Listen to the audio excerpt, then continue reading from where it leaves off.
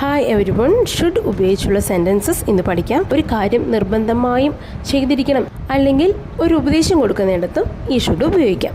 ഇനി കുറച്ച് എക്സാമ്പിൾസ് കാണാം. ഞാൻ പോകണോ? Should I go? Should I go? നിങ്ങൾ പോകണം. You should go.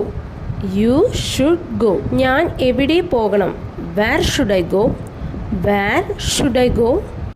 ഞാൻ പോകണ്ടേ എന്നെങ്ങനെ ചോദിക്കാം? Shouldn't I go? Shouldn't I go?